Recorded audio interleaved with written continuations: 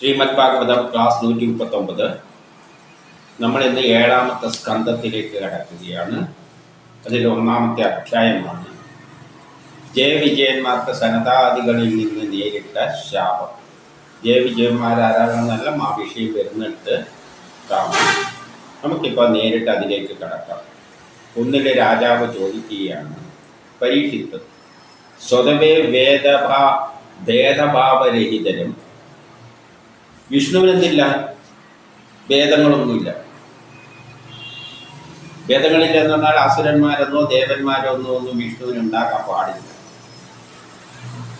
ഭേദഭാവരഹിതനും എല്ലാവർക്കും പ്രിയങ്കരനുമായിരിക്കണം. വിഷ്ണു എന്നത് സംരക്ഷിക്കുന്ന, എല്ലാവരെയും സംരക്ഷിക്കാൻ ബാധ്യസ്ഥനാണ്. അങ്ങനെയുള്ള വിഷ്ണുവിനെ ഭേദബുദ്ധിയും പക്ഷപാതമുള്ളവനുമായി പ്രവർത്തിക്കുന്ന വിധം, ഒരു പക്ഷം പിടിച്ചിട്ട് പ്രവർത്തിക്കുന്ന തരത്തിൽ ഇന്ദ്രനായിക്കൊണ്ട് അസുരനെ വധിച്ചതെന്തിന്? അസുരന്മാരുടെ പക്ഷവും ദേവന്മാരുടെ പക്ഷമൊന്നും പാടില്ലല്ലോ. കാരണം ഒരു ഭേദഭാവം ഇല്ലാത്തവനാണ്. ബ്രഹ്മം നിർഗുണമാണ്, അതിന് ഒന്നിലും തരികയില്ല. പക്ഷെ ഭൗതിക ലോകം വരുമ്പോൾ വിഷ്ണു അതിൻ്റെ സ്വരൂപമാണെങ്കിലും ചിലവരുടെ പക്ഷമെല്ലാം പിടിക്കുന്ന കാണുന്നുണ്ട്. ഇന്ദ്രന്റെ പക്ഷം പിടിക്കുന്നതായിട്ട് കാണുന്നത്. അതെന്തുകൊണ്ടാണ്? അസുരരെ വധിച്ചത് എന്തിന്? എന്നിട്ട് അസുരരെ വധിച്ചത് എന്തിനാണ്? അത് പക്ഷം പിടിക്കലല്ലേ. 2, യഥാർത്ഥത്തിൽ ഭഗവാന് ദേവസമൂഹങ്ങളെ കൊണ്ട് ഒരു കാര്യമില്ല. ഈശ്വരന് ദേവന്മാരെ കൊണ്ടെന്താ കാര്യം? ഒരു കാര്യമില്ല. ദേവന്മാരെ കൊണ്ട് ഒരു കാര്യമില്ലെങ്കിൽ മനുഷ്യരെ കൊണ്ട് ഒരു കാര്യമില്ല. മനുഷ്യരെ കൊണ്ടെന്താണ് ഈശ്വരന്? ഈ പ്രപഞ്ചം മുഴുവൻ സൃഷ്ടിച്ച ഈശ്വരന് മനുഷ്യൻ എന്ന് പറഞ്ഞാൽ കാണാൻ പോലും ഇല്ല ഈ പ്രപഞ്ചത്തിൽ.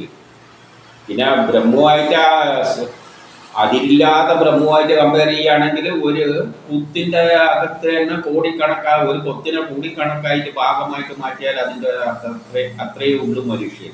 ഈ മനുഷ്യരെ കൊണ്ട് അതിനൊരു കാര്യമില്ല. പിന്നെ നമ്മൾ ചുമ്മാ കൊണ്ടുപോയിട്ട് എന്തെങ്കിലും അങ്ങോട്ട് നിർബന്ധിച്ച് കൊടുക്കുകയാണ്. അത് മണ്ടത്തരമാണ്. നമ്മളിപ്പോൾ ഒരു മുതലാളിൻ്റെ അല്ലെങ്കിൽ വീട്ടിൽ അച്ഛൻ്റെ പണം എടുത്തിട്ട്, പെട്ടിന്ന് പണം എടുത്തിട്ട് അച്ഛ എന്നാ പിടിച്ചോ എന്ന് പറഞ്ഞ് പൈസ കൊടുക്കുക എന്ന് വെച്ചാൽ അതിലും വലിയ മണ്ടത്തരം വേറെയില്ല. അതുപോലെ പ്രപഞ്ചം ഈ മനുഷ്യരെ പോലും സൃഷ്ടിച്ചതാണ്. അത് തന്നെ ബ്രഹ്മമാണ്. ആ നിലയിൽ ചിന്തിച്ചാലും ഞാനും ബ്രഹ്മമാണ്, കൊടുക്കുന്ന പിച്ചക്കാരനും ബ്രഹ്മമാണ്. ഒരു ബ്രഹ്മം മറ്റൊരു ബ്രഹ്മത്തിന് കൊടുക്കുക എന്ന് പറഞ്ഞാൽ അതിനർത്ഥമില്ല. പക്ഷെ പിച്ചക്കാരൻ ഇത് ഭൗതിക ലോകത്തിന് കൊടുക്കുകയുമാണ്.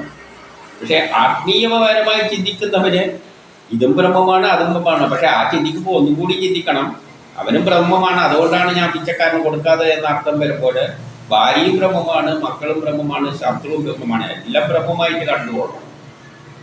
അല്ലാതെ സ്വാർത്ഥ താല്പര്യത്തിന് വേണ്ടിയിട്ട് ദുർവ്യാഖ്യാനം ചെയ്യുന്ന പരിപാടി അത് അവിടെ നടക്കില്ല. അതുകൊണ്ട് ദേവന്മാരെ കൊണ്ട് അവർക്കൊരു കാര്യമില്ല. ഗുണാതീതനാകയാൽ അസുരന്മാരുടെ നേർക്ക് വിരോധത്തിനും വഴിയില്ല. ഒരു ഗുണത്തിനും അതീതനാണ്. അപ്പം ഗുണത്തിനതീതൻ എന്ന് പറഞ്ഞാൽ ദേവഗുണം അസുരഗുണം ഇതൊന്നും ചിന്തിക്കാൻ പാടില്ല. അങ്ങനെയുള്ള നിലയിൽ അസുരന്മാരോട് ദേഷ്യം ഉണ്ടാക്കാൻ വഴിയൊന്നും ഞാൻ കാണുന്നില്ല. അവരെ ഭയക്കേണ്ടതുമില്ല. ഭയക്കേണ്ടത് എന്തിനാണ്? ഈ ദേവന്മാർ അസുരന്മാരെല്ലാം അതിൽ നിന്നുണ്ടായതാണ്. അതിൻ്റെ മോള് എവിടെയോ കിടക്കുകയാണ്. അതുകൊണ്ട് അവർക്ക് അവരെയും ഭയക്കേണ്ട ആവശ്യമില്ല. പിന്നെ എന്തിനാണ് പക്ഷം പിടിക്കുന്നതെന്നാണ് ചോദിക്കുന്നത്. ഭയന്നിട്ടാണെങ്കിൽ എന്നെ രക്ഷിക്കാൻ വേണ്ടിയിട്ട് ഇന്ദ്രനെ കൂട്ടുപിടിക്കുന്ന മര്യാദ ചിന്തിക്കാം. അതിൻ്റെ ആവശ്യമില്ല. വിഷ്ണുവുമായി ബന്ധപ്പെട്ട ഈ സന്ദേശം അങ്ങ് തീർത്ത് തരണം. എനിക്കിങ്ങനെ കുറേ സന്ദേശമുണ്ട്. ആ സംശയങ്ങളെല്ലാം ഒന്ന് തീർത്ത് തരണം. അപ്പം 4 ശുഗൻ പറയുകയാണ്, ശരിയാണ്, ശ്രീഹരിയുടെ കഥ വിസ്മയകരം തന്നെ. ആ ശ്രീഹരിയുടെ കഥ എന്ന് പറയുന്നത് വളരെ നമ്മളെല്ലാം വിസ്മയിപ്പിക്കുന്ന കാര്യം തന്നെയാണ്. ഈ ചോദ്യം ഭഗവാൻ ഭക്തി വളർത്താൻ വേണ്ടിയാണ് താൻ. ആ ചോദ്യം ചോദിച്ചത് ഭഗവാനെ ഒരുമാതിരി ആക്കാൻ വേണ്ടിയല്ല, ആ ഭക്തി കുറച്ചുകൂടി ഉറപ്പിക്കാനാണ്. നമുക്ക് സംശയമുണ്ടെങ്കിൽ അത് തീർത്തിട്ട് വേണം മുന്നോട്ടേക്ക് പോകാൻ. അപ്പം പിന്നെ ഒരു ഭഗവാനെ പറ്റി ഒരു സംശയം ഉണ്ടാവില്ല. അപ്പം ഭഗവത് ഭക്തി വർദ്ധിപ്പിക്കാൻ വേണ്ടിയാണ് നീ ചോദിച്ചത്, അല്ലാതെ ഭഗവാനെ ആക്കാൻ വേണ്ടിയല്ല, ഒരു യുക്തിവാദിയായിട്ടല്ല. അതുകൊണ്ട് അദ്ദേഹത്തിൻ്റെ മഹത്തായ ചരിത്രം നാരകാദികൾ പാടി പുറത്തുന്നു. നാരദൻ പോലെയുള്ളവരെ പാടി പുകഴ്ത്തുന്നു. ശ്രീ വേദവ്യാസന് നമസ്കാരം പറഞ്ഞുകൊണ്ട്, അതുകൊണ്ട് വേദവ്യാസന് നമസ്കാരം പറഞ്ഞുകൊണ്ട് ശ്രീഹരിയുടെ ചരിത്രം ഞാൻ പറയാം. കാരണം ഇതെല്ലാം എഴുതി പിടിപ്പിച്ച വേദവ്യാസനാണ് കഥകൾ. ഈശ്വരൻ പ്രകൃതിയിൽ നിന്നും അതീതനാണ്. ഈശ്വരൻ എന്ന് പറയുന്നത് പ്രകൃതിയായി പ്രപഞ്ചവുമായിട്ട് ഒരു ബന്ധമില്ല, അതിനോ എന്ന അകന്നതാണ്. അതിനാൽ പ്രകൃതി ധർമ്മങ്ങളോടും ബന്ധമൊന്നുമില്ലാത്തതും, അതുകൊണ്ട് ഈ പ്രകൃതിയിലെ ഒരു ധർമ്മത്തിനോടും ഇവിടെ നടക്കുന്ന ഒരു കാര്യത്തോടും അതിനൊരു ബന്ധവുമില്ല. അത് ജന്മരഹിതമാണ്. പ്രകൃതിയിലുള്ളതെല്ലാം ജനിക്കുകയും നശിക്കുകയെല്ലാം ചെയ്യും, പക്ഷെ ഇതിന് നാശവുമില്ല. ദേഹാദികൾ കൊണ്ട് വ്യക്തിഭാവമില്ലാത്തവരുമാണ്. ഈ ഈശ്വരന് ശരീരം എടുത്തിട്ട് രൂപത്തിലൊന്നും വന്നിട്ടില്ല. അതിന് ഈ ദേഹരൂപമൊന്നുങ്ങളൊന്നുമില്ല. അത് നിർഗുണമാണ്. അതിന് രൂപമില്ല, ഭാവമില്ല, കാണാനും പറ്റില്ല. പിന്നെ കഥയിൽ ഇതേമാതിരി എല്ലാം പറഞ്ഞെന്ന് വരും. അത് കഥയിൽ വരുമ്പോൾ കഥാപാത്രമായിട്ട് അവതരിപ്പിക്കണം. അപ്പം പൊളിക്കും തൊങ്ങലും വെച്ച് കേൾക്കും. യഥാർത്ഥത്തിൽ ഈശ്വരനെ നമ്മൾ ഈ കാണുന്ന രൂപങ്ങളൊന്നും തന്നെ ഇല്ല, കഥയിൽ വെറുതെ പറഞ്ഞത് മാത്രമാണ്. എങ്കിലും മായയുടെ ബന്ധപ്പെട്ട് മായയുടെ ലോകമാണ് സൃഷ്ടിച്ചിരിക്കുന്നത്. അതിൻ്റെ പിന്നിലും ആ ശക്തി തന്നെയാണ് ഇങ്ങനെ ഒരു ലോകമുണ്ടാക്കിയിട്ടിരിക്കുന്നത്. ഒരു ചിട്ട വെച്ചിട്ട് ലോകമുണ്ടാക്കിയിട്ടുണ്ട്. അതുപോലെ പോയിക്കൊള്ളു. ത്രിഗുണങ്ങളാലാണ് അധിഷ്ഠിതം ചെയ്താണ് ഇത് ഉണ്ടാക്കിയിരിക്കുന്നത്. ബാധിക്കേണ്ടവരെ ബോധിപ്പിക്കുവാൻ എന്ന നിലയിൽ പ്രാപിച്ചിരിക്കുന്നു. പക്ഷെ അതിൻ്റെ സ്വാധീനം എല്ലാത്തിനുമുണ്ട്. ആർക്ക് എന്ത് സംഭവിക്കണം എന്ന് അത് ഓൾറെഡി തീരുമാനിച്ചിട്ടുണ്ട്. അസുരന്മാർക്ക് ഇന്ന സമയത്ത് നല്ല സമയമാണെങ്കിൽ അസുരന്മാർക്ക് നല്ലതായിരിക്കണം. ഇന്ന സമയത്ത് ദേവന്മാർക്ക് നല്ലതാണെങ്കിൽ ആ സമയത്ത് ദേവന്മാർ പക്ഷത്ത് നിൽക്കും. അത്ര മാത്രമേ അതിനുള്ളൂ. പക്ഷേ കാലം മുന്നോട്ടേക്ക് പോകുമ്പോൾ കാലത്തെ മുന്നോട്ടേക്ക് നയിക്കുന്നത് ദേവന്മാരായതുകൊണ്ട് വിഷ്ണുവിന് വേണ്ട നല്ലൊരു സുന്ദരമായ ലോകം ഉണ്ടാക്കണം. അപ്പോൾ ദേവന്മാരുടെ പക്ഷത്ത് നിൽക്കുന്നതിനുള്ള അധിക സമയം ദേവന്മാരുടെ പക്ഷത്തായിരിക്കും. 7 ത്രിഗുണങ്ങൾ പ്രകൃതിയുടെയാണ്. ഈ പ്രകൃതിക്കാണ് ന്യൂട്ടന്റെ first law, second law, third law സത്വരജോ തമോ ഗുണമുള്ളത്. പരമാത്മാവിന് അതില്ല. അതുകൊണ്ട് തന്നെ പരമാത്മാവിന് വളർച്ചയും തളർച്ചയൊന്നുമില്ല. പരമാത്മാവ് എന്ന് പറയുന്നത് നിശ്ചലമാണ്. ആ ശൂന്യമായ സ്ഥലത്ത് അതങ്ങനെ വ്യാപിച്ചു കിടക്കുകയാണ്. എന്നാൽ പ്രകൃതിയാണ് ഉണ്ടായും ഇല്ലാതെയും ആകുന്നത്. 8 സത്വഗുണ വളർച്ചക്കാലത്ത് ദേവ ഋഷികളെയും, അപ്പൊ സത്വഗുണങ്ങളുള്ള സമയത്ത് അദ്ദേഹം ആരെ സഹായിക്കുന്നു? ദേവങ്ങളുടെ പറ്റത്ത് നിൽക്കും. സത്വരജോ തമോ ഗുണങ്ങളിലാണ് ലോകം ഫംഗ്ഷൻ ചെയ്യുന്നത്. അതില് സൃഷ്ടി സ്ഥിതി സംഹാരം. സ്ഥിതിയുടെ കർത്താവ് വിഷ്ണു സത്വഗുണമുള്ളതാണ്. അപ്പൊ എപ്പോഴും സത്വഗുണം നടക്കുന്നു ആ വളർച്ചക്കാലത്ത് ഋഷികളെയും ദേവന്മാരെയും സഹായിക്കും. രജോ ഗുണമുള്ള കാലത്ത് യക്ഷരാക്ഷസരെയും, യക്ഷന്മാരെയും രാക്ഷസരെയും രജോ ഗുണമുള്ള സമയത്ത് യക്ഷരാക്ഷസർ എന്ന് പറയാൻ കാരണം രാക്ഷസരെല്ലാം വളരെ ആക്റ്റീവാണ്. എന്നാൽ കാലത്തിനനുസരിച്ച് സഹായിക്കുന്നു. അതാത് കാലത്തിനനുസരിച്ചാണ് സഹായിക്കുക. ഇപ്പൊ അസുരന്മാരുടെ കാലഘട്ടത്തിലാണെങ്കിൽ അസുരന്മാരെ സഹായിക്കും. കാരണം ദുര്യോധനാദികൾ എന്തെല്ലാം എത്ര കാലം കാട്ടിത്തീർത്തി, കൃഷ്ണൻ ഇടപെട്ടൊന്നുമില്ല. കാരണം അത് അവരുടെ കാലഘട്ടമാണ്.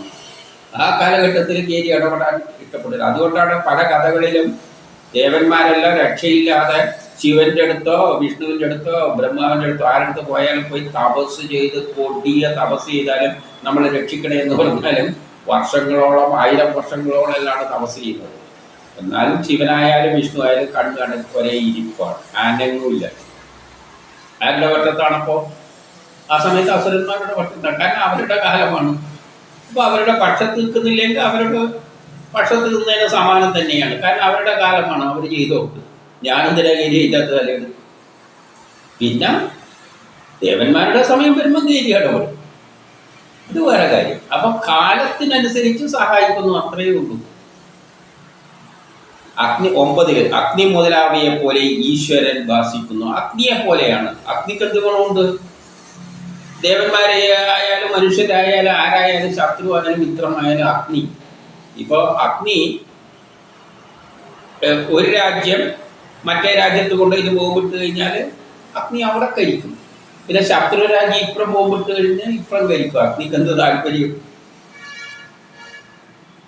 ശത്രുവിൻ്റെ വീട്ടിലും നമ്മുടെ ശത്രുവിൻ്റെ വീട്ടിലും ചോറുണ്ടാക്കാൻ അഗ്നി സഹായിക്കും, നമ്മുടെ വീട്ടിലും ചോറുണ്ടാക്കാൻ അഗ്നി സഹായിക്കും. അഗ്നി മുതലായവ പോലെയാണ്. ദേഹേന്ദ്രിയങ്ങളുടെ കേടുപാടിൽ നിന്ന് വേറിട്ട് അറിയപ്പെടുന്നില്ല.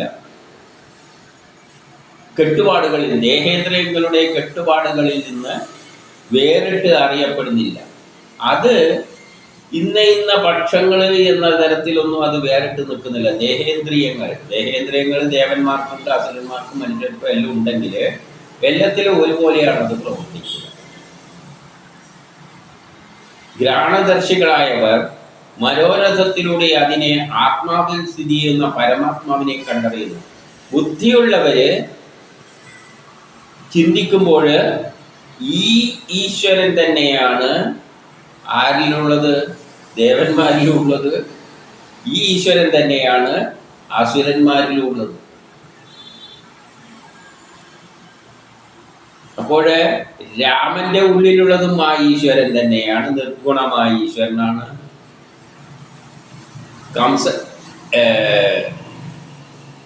കംസന്റെ ഉള്ളിലും രാവണന്റെ ഉള്ളിലും ഉള്ളത് ആര് തന്നെയാണ്? ആ ഈശ്വരൻ. അവർ നല്ല ബുദ്ധിയുള്ളവർക്കറിയാം രാമന്റെ ഉള്ളിലും, ആത്മീയത അറിയുന്നവർക്കറിയാം രാമന്റെ ഉള്ളിലുള്ളതും ആ ഈശ്വരനാണ്. രാവണന്റെ ഉള്ളിലുള്ളതും അതേ ഈശ്വരൻ തന്നെയാണ്. പിന്നെ അത് പട്ടം പിടിക്കേണ്ട കാര്യം എന്താണ്? പക്ഷേ രാവണന്റെ കാലമായപ്പോൾ രാവണൻ എല്ലാ ലോകത്തിലും കയറിയിട്ടെല്ലാം കൊളോണിയലിസം സ്ഥാപിച്ചു. വിദേശികൾ വന്നിട്ട് കയ്യേറുന്നതിനാണ് രാമകഥയിലൂടെ പറയുന്നത്. വിദേശികൾ വന്ന് കൊള്ളയടിക്കുന്നതിന് നമ്മുടെ സൗഭാഗ്യം, നമ്മുടെ സീത എന്ന് പറഞ്ഞാൽ പ്രകൃതി, അത് കൊള്ളയടിച്ചു കൊണ്ടുപോകുന്നതിനാണ് പറയുന്നത്. അപ്പം രാവണന്റെ കാലത്ത് വന്ന് കൊള്ളയടിക്കും. പക്ഷെ അതുകൊണ്ട് എന്ത് ഗുണമുണ്ട് എന്ന് വെച്ചാൽ ലോകം മുഴുവൻ ഒന്നാക്കിയിട്ടുണ്ട്. ലോകത്തെ ഒന്നാക്കിയത് ഈ ബ്രിട്ടീഷുകാരും എല്ലാം ഓരോ നാട്ടിൽ കയറിപ്പോയോണ്ടാണ്. അതുകൊണ്ട് അവരെ ശാസ്ത്രമെല്ലാം ഇവിടെ പ്രചരിച്ചിട്ടുണ്ട്. അപ്പം ആ ശക്തിക്ക് വേണ്ടത് ലോകം ഒന്ന് പുരോഗമിക്കണം എന്നാണ്. പിന്നെ ഇത് ദോഷമൂത്ത് തലക്ക് പിടിച്ചപ്പോൾ, വിദേശ ആധിപത്യം വന്നപ്പോൾ ആ ശക്തി ആരുടെ പക്ഷത്ത് നിന്നു? രാമന്റെ പക്ഷത്ത് നിന്നു. അത്രയേ ഉള്ളൂ.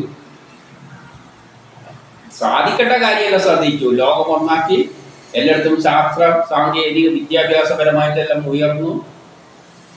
അന്ധകാരത്തിൽ കഴിയുന്ന ജനങ്ങളെയെല്ലാം ഉയർത്തി. അങ്ങനെ കുറേയെല്ലാം ചെയ്തിട്ടുണ്ട്, നല്ലതെല്ലാം ചെയ്തിട്ടുണ്ട്. അത് തന്നെയാണ് ലോകം ശക്തി ഉദ്ദേശിച്ചിരുന്നത്. പിന്നെ അത് ദോഷമായി തീർന്നപ്പോൾ ഇപ്പോഴത്തെ രാമന്റെ ഭാഗത്ത് നിന്ന് അടിച്ചു കളഞ്ഞു. അത്രയേ ഉള്ളൂ. കൊളോണിയലിസം തകർത്തു. അപ്പം അതിന് പക്ഷമൊന്നുമില്ല. അപ്പം കാലം വന്നപ്പോൾ ഇപ്പുറം നിന്നു. മറ്റേ കാലത്താകുമ്പോൾ അതിനെ കൊണ്ട് കുറേ സാധിപ്പിച്ചിട്ടുണ്ട്. വിദേശികൾ ഇവിടെ വന്നത് കൊണ്ട് കുറേ പുരോഗതി ഉണ്ടായിട്ടുണ്ട്. ആ പുരോഗതി ഇല്ലായിരുന്നെങ്കിൽ നമ്മൾ എങ്ങനെ കിടക്കുമായിരുന്നു എന്നൊന്ന് ചിന്തിച്ചു നോക്കി.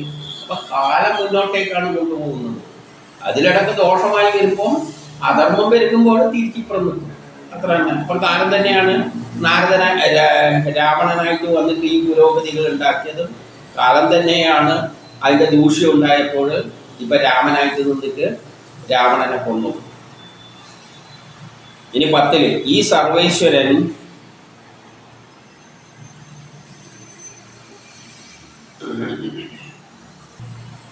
ജീവാത്മാവാവുന്ന, പലതരം ജീവാത്മാവാവുന്ന, പട്ടിയായാലും പൂച്ചയായാലും എന്തായാലും ആ സൃഷ്ടിക്കേണ്ട കാലത്ത് മായകളാൽ ത്രിഗുണങ്ങളിലൂടെ നാനാതരം ശരീരങ്ങളായിട്ട് അത് തീർന്നിട്ട് ഒരു പട്ടീനെ കൊണ്ടുപോയല്ലോ നമുക്ക് ആവശ്യമുണ്ടല്ലോ, ഇതിൻ്റെ വീട് കാക്കാൻ വേണ്ടിയിട്ട് വേണം. അപ്പം പട്ടിയായിട്ടും അത് വരും. പശുവിന് പാല് കിട്ടാൻ വേണ്ടിയിട്ട് പശുവായിട്ടും അത് വരും. പശുവിൻ്റെ ശരീരത്തിലും വരും. മനുഷ്യനായിട്ടുണ്ടെങ്കിൽ പലതരം മനുഷ്യരും ദേവന്മാർ അസുരന്മാർ ആരായാലും എന്ത് സ്വഭാവമായാലും അവരെ ഉള്ളിലും നാനാതരത്തിലുള്ള ശരീരങ്ങളുമായി സത്വരജോ തണുമോ ഗുണങ്ങളാൽ മായയിൽ അകപ്പെട്ടുകൊണ്ട് എന്ത് ചെയ്യുന്നു? ഉള്ളിൽ കയറി വസിക്കുന്നു. എല്ലാത്തിലും അത് തന്നെയാണ് കയറി വസിക്കുന്നത്. ഈ സർവേശ്വരൻ തന്നെ യോഗനിദ്ര പ്രാപിക്കുമ്പോൾ, അതിന് ഉറങ്ങണം എന്ന് തോന്നുമ്പോൾ, പ്രപഞ്ചം ഉണ്ടാക്കാൻ വേണ്ടിയിട്ടാണ്. ഇപ്പം ആൾക്കാരെല്ലാം സൃഷ്ടിച്ച് അവരെ കൊണ്ട് കർമ്മം ചെയ്യിപ്പിച്ചിട്ട് നല്ലൊരു സുന്ദരമായ ലോകം, കലിയുഗത്തിൻ്റെ അവസാനത്തിലേക്ക് എല്ലാവരും ഒരു കുടുംബത്തിലെ അംഗത്തെ പോലെ ജാതി മതങ്ങളൊന്നും ഇല്ലാതെ, ഒരു ഉച്ചനീചത്വങ്ങളില്ലാതെ അല്ലാതെ ഒരു കുടുംബത്തിലെ അംഗത്തെ പോലെ ജീവിക്കുന്ന ഒരു സുന്ദരമായ ലോകം ഉണ്ടാക്കിയതിൻ്റെ ശേഷം അതിന് തോന്നുന്നു ഇനിയെല്ലാം പൊളിച്ചിട്ട് ഉറങ്ങണം, എന്നിട്ട് ആദ്യം ഇത് ഉണ്ടാക്കണം. അങ്ങനെ യോഗനിദ്ര പ്രാപിക്കുവാൻ ആഗ്രഹിക്കുമ്പോൾ അതിനെയെല്ലാം സംഭരിച്ച് തമോ ഗുണത്തെ പ്രോത്സാഹിപ്പിക്കുന്നു. അപ്പോൾ തമോ ഗുണത്തെ പ്രോത്സാഹിപ്പിക്കും. അപ്പോഴാണ് അസുരന്മാർ വന്നിട്ട് ഈ ലോകത്തെയെല്ലാം അടിച്ച്, പണ്ട് ഇന്ദ്രൻ ഉണ്ടാക്കിയ ലോകമാണെങ്കിൽ, ഇന്ദ്രനും ബ്രഹ്മാവും വിഷ്ണുവെല്ലാം കൂടി ഉണ്ടാക്കിയ ലോകമാണെങ്കിൽ, അവസാന കാലത്ത് ഈ ശക്തി തന്നെ ആരവട്ടത്ത് വിട്ടും തമോ ഗുണമുള്ള അസുരന്മാരുടെ ഭാഗത്ത് നിന്നുകൊണ്ട് ഇതിനെല്ലാം അടിച്ച് പൊളിച്ചിട്ട് കൊണ്ടുപോയിട്ട് അവിടെ കൊണ്ട് ചേർക്കും. അപ്പോൾ ആർക്കും പട്ടമുണ്ട് ഈശ്വരന്. ഇതെല്ലാം ഉണ്ടാക്കാൻ ഇന്ദ്രൻ്റെ കൂടെ നിന്നിട്ട് നല്ലൊരു സുന്ദരമായ ലോകം ഉണ്ടാക്കും. ഉണ്ടാക്കിക്കഴിഞ്ഞതിന് ശേഷം പിന്നെ ആരവട്ടത്തെത്തുന്നത് അസുരന്മാരുടെ തമോ ഗുണമുള്ള ആൾക്കാരുടെ വട്ടത്ത് നിന്നിട്ട് ഈനെ മുഴുവൻ അടിച്ച് പൊളിച്ച് കളയും. അപ്പം ഇന്ദ്രനെല്ലാം നോക്കിക്കഴിഞ്ഞാൽ വിഷ്ണുവിനെ പോലും കാലിന് പിടിച്ചു കൊണ്ടുപോകുന്നതാണ് പറഞ്ഞിരിക്കുന്നത്. കാലിന് പിടിച്ച് വലിച്ചു കൊണ്ടുപോകും വിഷ്ണുവിൻ്റെ എന്നാണ്. അപ്പം ആരവട്ടത്താണ് അപ്പം വിഷ്ണു അല്ല ഈശ്വരൻ. ഈശ്വരൻ ഏതാണ്? ആ വലിയ തിരിച്ചറിയാൻ പറ്റാത്ത സംഗതി. ഇപ്പം നമ്മൾ ഗാഠമായി ഇതിൻ്റെ അർത്ഥം മനസ്സിലാക്കില്ല. ഇതൊന്നും മനസ്സിലാക്കാതെ ഋഗ്വേദത്തിന് ഇത്ര വരിയുണ്ട്, ഒരു വരിയിൽ ഇത്ര അക്ഷരമുണ്ട് എന്നൊന്നും പറഞ്ഞ് നടന്നിട്ടൊന്നും കാര്യമില്ല. മഹാഭാരത കഥ അതേപോലെ കഥയും പാടി, അത് തന്നെ കഥയൊന്നും പാടില്ല.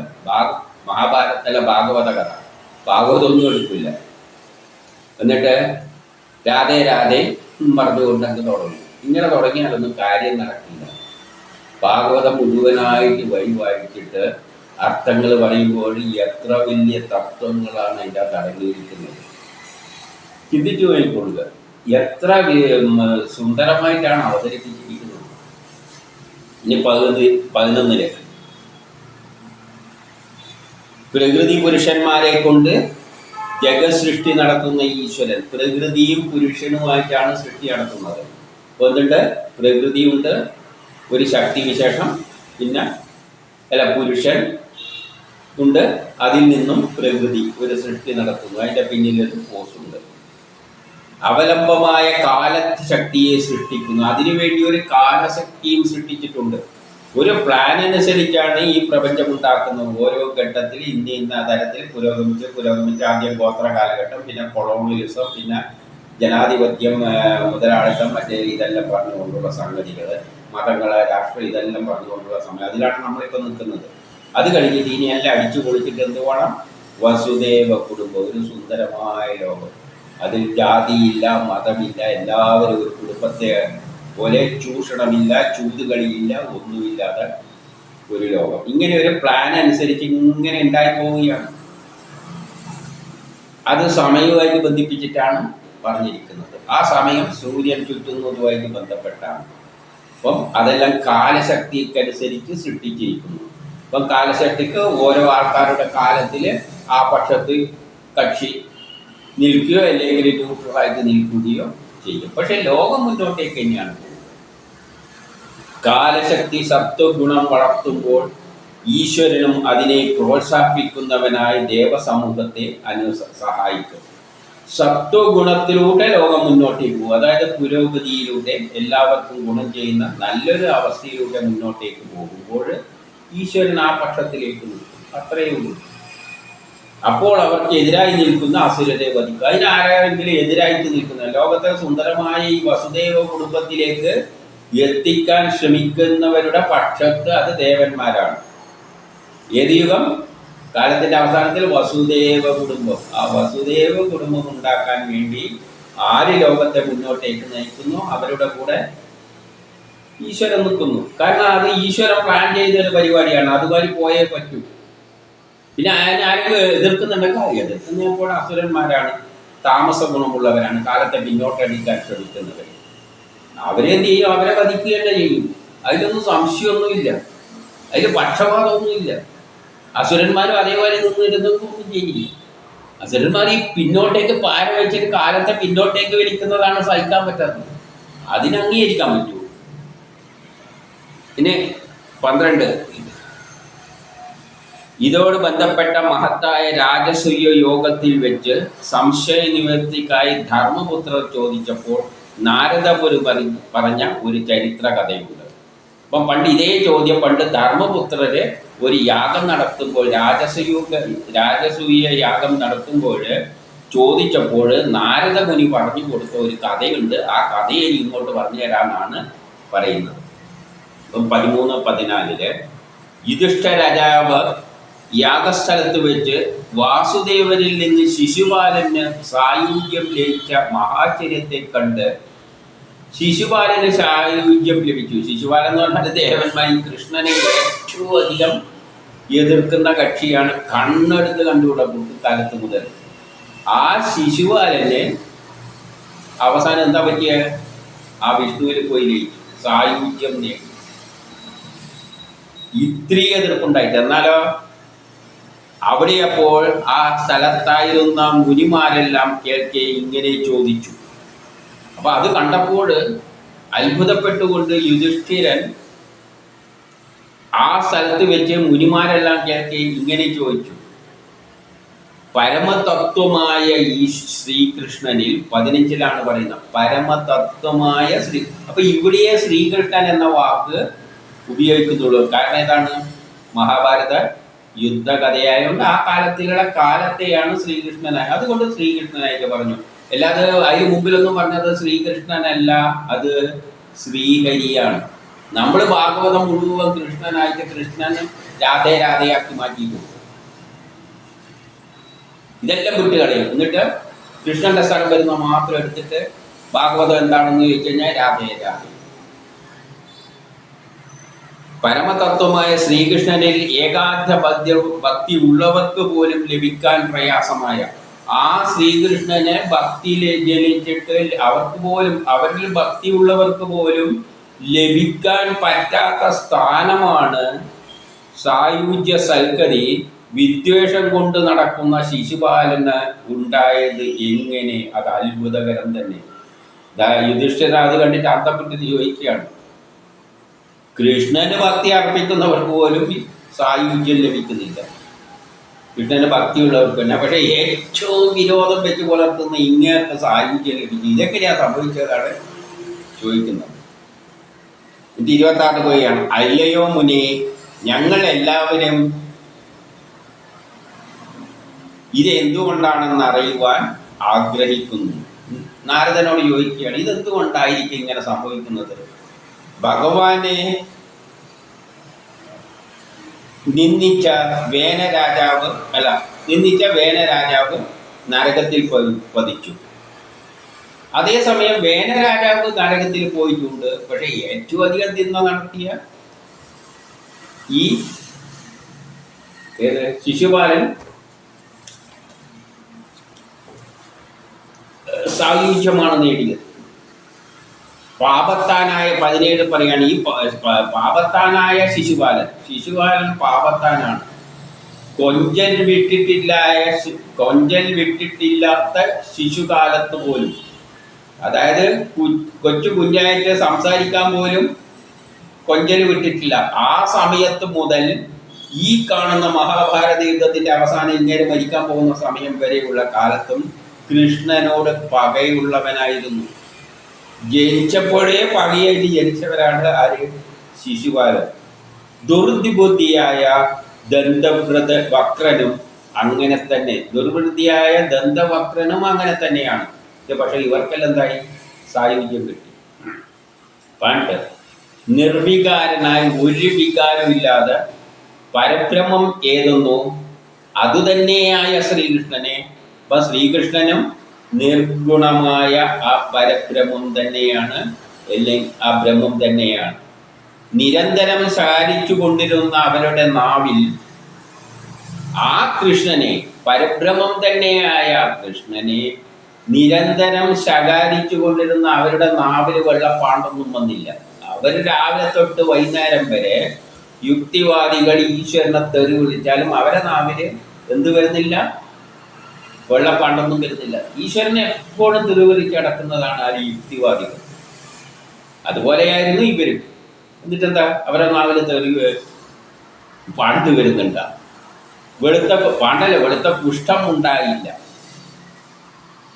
അവര് നരകത്തിൽ എത്തിയില്ല. അതായത് ഈ തെറി പറയുന്ന യുക്തിവാദികളും കമ്മ്യൂണിസ്റ്റുകാരൊന്നും നരകത്തിലെത്താൻ പോകുന്നില്ല എന്നാണ് ഇവിടെ പറഞ്ഞുകൊണ്ടിരുന്നത്. കമ്മ്യൂണിസ്റ്റുകാരിലും ഭക്തിയുള്ളവരില്ലാത്തവരുമുണ്ട്. ഞാൻ പറയുന്ന ഭക്തിയില്ലാത്ത നിരീശ്വരവാദികളായ കമ്മ്യൂണിസ്റ്റുകാരും യുക്തിവാദിയും എന്നാണ്. അവരുടെ നാവിലും എന്ത് വരുന്നില്ല? വെള്ളപ്പാണ്ടൊന്നും വരുന്നില്ല, നരകത്തിലും എത്തുന്നില്ല. എന്നിട്ടോ 19 നിർവികാരനായ ശ്രീകൃഷ്ണനിൽ എല്ലാവരും നോക്കി നിൽക്കെ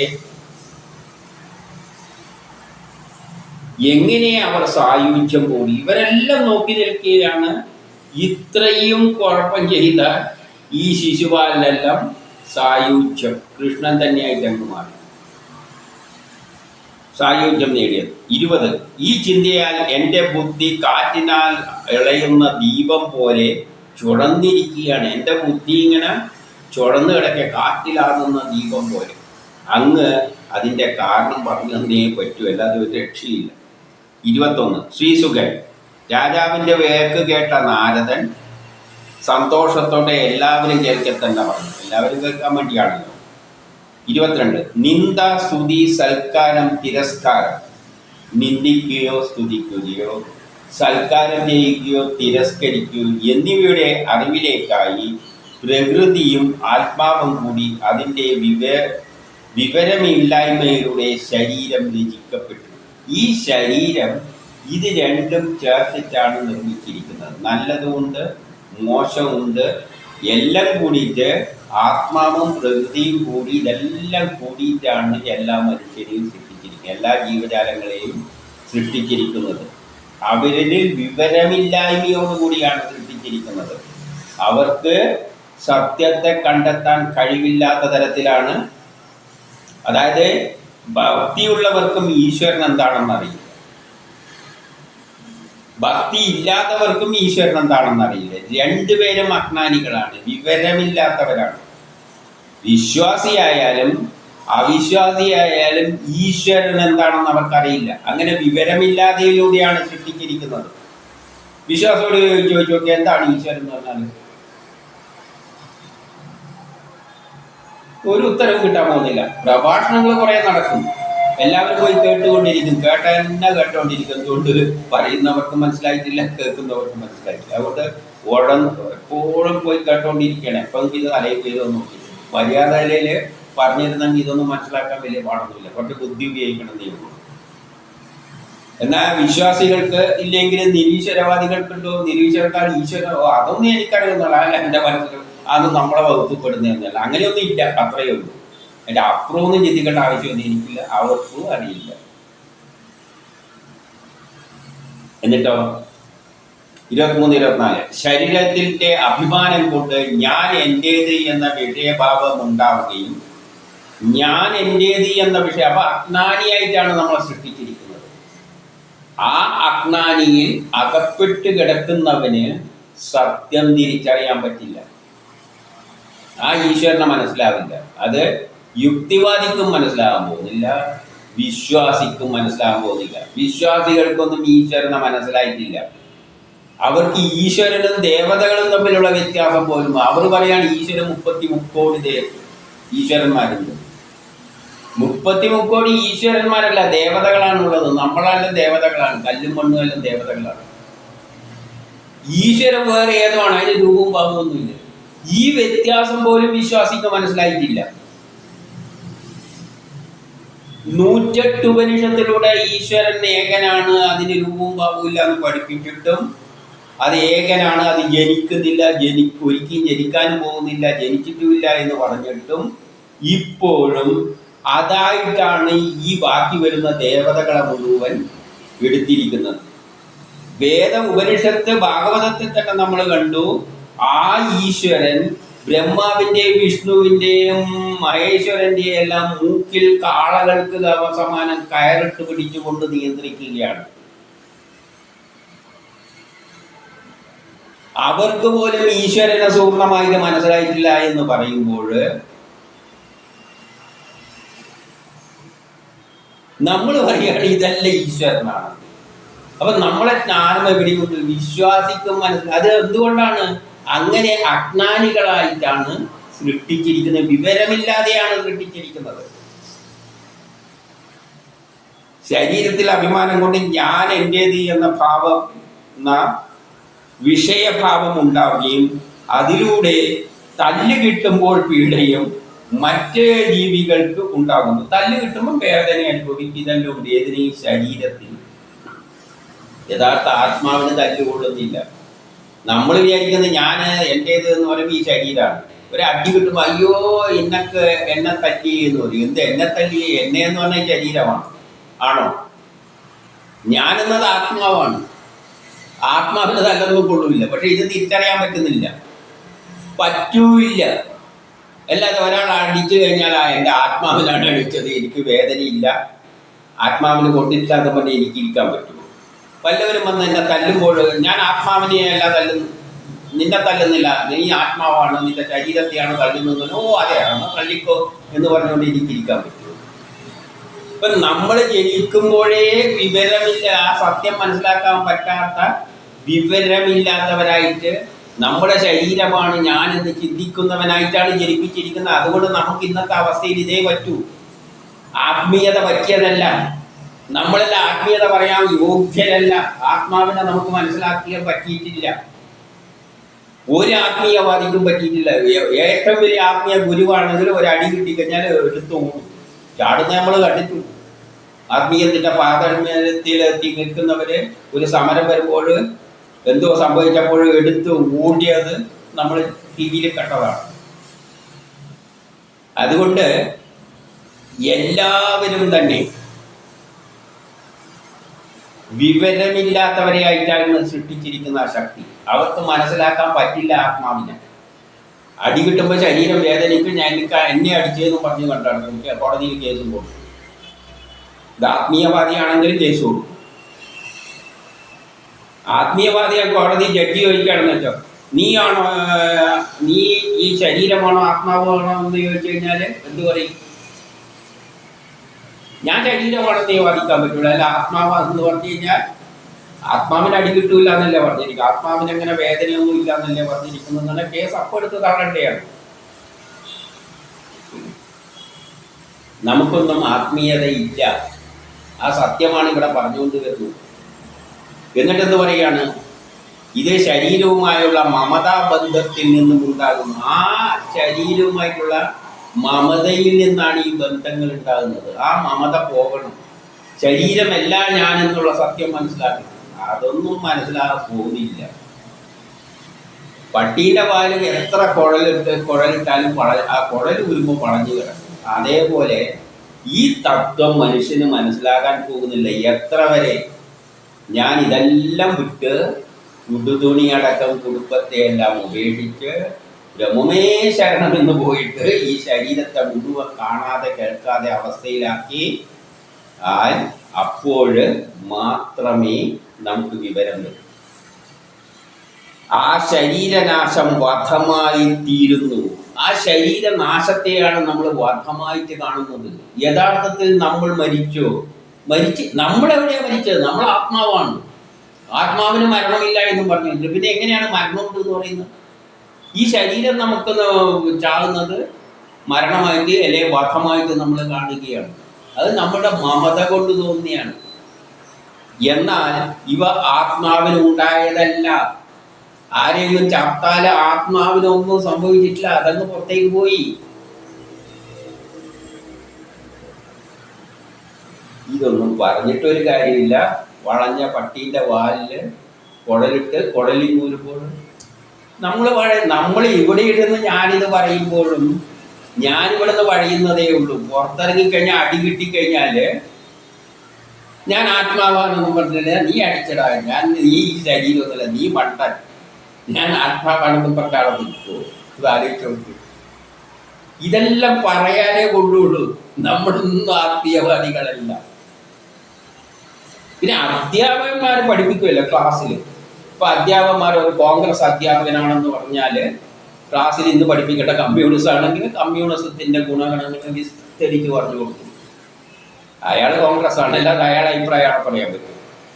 ഇല്ലേ ഒരു കമ്മ്യൂണിസ്റ്റ് അധ്യാപകനാണെന്ന് ചോദിച്ചോളൂ, അവിടെ കോൺഗ്രസിന്റെ മുതലാളിത്ത അല്ലെ ഇന്നത്തെ ക്യാപിറ്റലിസത്തിന്റെ വിഷയമാണ് പഠിപ്പിക്കുന്നത്. അതിന്റെ ഗുണഗണങ്ങളെ മുഴുവൻ വർണ്ണിക്കും, കമ്മ്യൂണിസത്തിന്റെ നിഷേധിച്ചിട്ട് പറയണം. അതുകൊണ്ട് അങ്ങനെ ആശയം പറയാണ്. അതുപോലെ ഞാനിവിടെ ഇത് പറയുമ്പോൾ എനിക്കിതേ പറയാൻ പറ്റും. അതാണ് ഞാൻ പറയുന്നത്. അതുകൊണ്ട് ഇത് വെച്ചിട്ടാണ് ഞാൻ ജീവിക്കുന്നതെന്നൊന്ന് ചിന്തിച്ചു പോകരുത്. പ്രമോദ് വേറെ, അത് ഭൗതികവാദിയാണ്.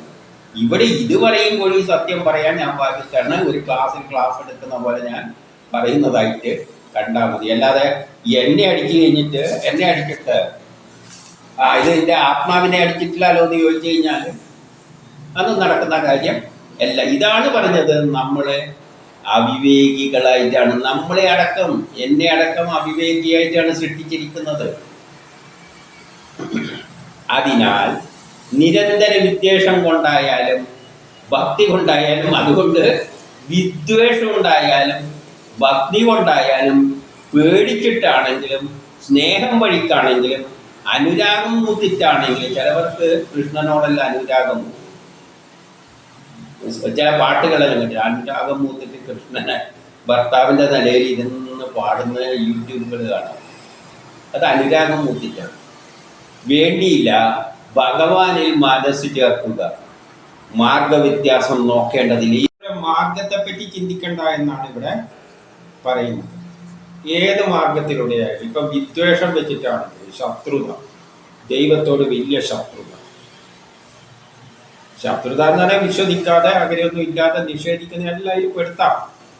അപ്പൊ യുക്തിവാദികളായാലും ദൈവവിശ്വാസികളല്ലാതെ കമ്മ്യൂണിസ്റ്റുകാരായാലും എല്ലാം